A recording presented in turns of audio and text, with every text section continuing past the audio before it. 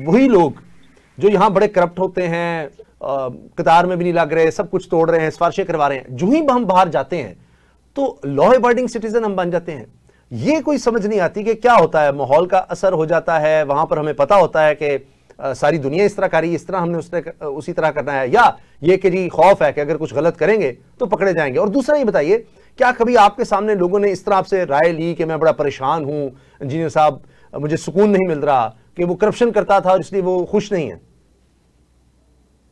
हाँ, वो ना साहब पंजाबी में कहावत है, डंडा पीर बिगड़िया तिगड़िया था, ठीक है। तो ये शायद ह्यूमन नेचर का हिस्सा है। हमें अगर डंडा या चेक एंड बैलेंस ना हो, या उस चेक एंड बैलेंस में लूप होल हो, तो हम उसका पूरा एडवांटेज लेते हैं। वो उसके लिए शायद मेरा ख्याल है पाकिस्तानी होना सिर्फ कोई शर्त नहीं है। अगर आप आज कहीं पर भी आप चले जाए, आपको जरा से लॉज को आप रिलैक्स करें, लोग उसी तरह की हरकतें करते हैं। हाउएवर, चूंकि हम बिल्कुल ही आजाद हुए हुए हैं, हम वाकई जिंदा दिल नहीं, हम आजाद कौम है, तो हमारे यहाँ तो हर तरह की आजादी है, तो इसलिए अच्छा, हम तो वो हक नहीं है किसी का ये सब करने का। जो आपका दूसरा पॉइंट था कि यहाँ पर आके बाहर आके लोग क्यों उसको कर रहे होते हैं, क्यों उनको ये फिर होता है कि जी हमने सबको देखना है या क्या करना है। तो भाई सिंपल उसकी एक रीजन ये है कि बाहर आपको खास तौर पे, ये मैं अपने पाकिस्तानी भाइयों को स्पेशली बताना चाहता हूं कि आप थर्ड ग्रेड सिटीजन थे, हैं जी, के साथ जो ट्रीटमेंट होता है वो इंतहाई जो है ना, वो क्या क्या चाहिए, मैं क्या लफ्ज इस्तेमाल करूं, वो थर्ड ग्रेड वाला ही होता है।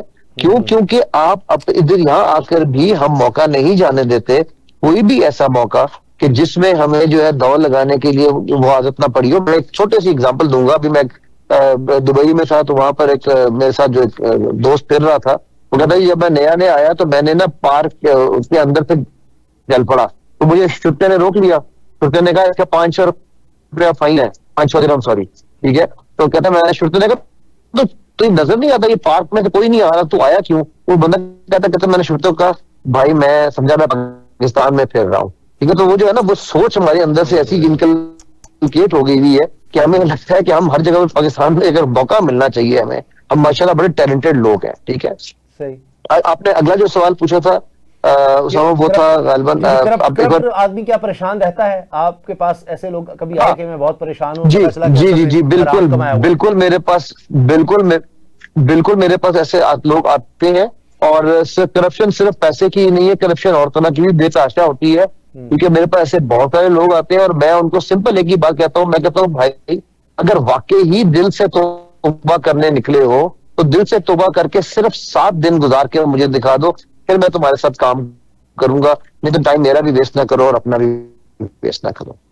यानी इसका मतलब है कि दिल से तौबा नहीं की होती, सिर्फ परेशानी की वजह से वो आ गए हैं, अब रुक ही नहीं सकते, लत लग गई उसकी। ब्लड प्रेशर हाई हो जाता है, वो क्या अपना ये टेंशनों की वजह से। क्योंकि देखो सब बात पता क्या भाई, बात ये है कि सुकून नहीं है इस काम में, बिल्कुल नहीं है, ये गारंटी है। क्योंकि क़यामत वाले दिन दोज़ख भी कहेगी हल में मजीद, मुझे और दो।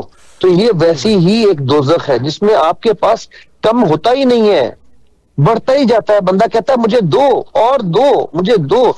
बीवी की डिमांड नहीं पूरी होगी तो बच्चों के लिए दो, बच्चों की नहीं होगी तो दोस्तों के लिए दो, दोस्तों की नहीं होगी। मैं एक ऐसे बंदे को जानता हूं जो सिर्फ इसलिए घड़ी, इसलिए गाड़ी इसलिए लेता है कि यार लोग देख के कहें अमीर आदमी है। आप इमेजिन करो कि उसका लेवल क्या है।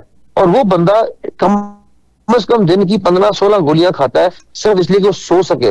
मुझे कहने लगा जी मैं पता नहीं कितने सालों महीनों से सोया नहीं हूं, मुझे एक बार नींद दिलवा दें। मैंने कहा भाई तू ये काम छोड़ दे, तुझे नींद आ जाएगी।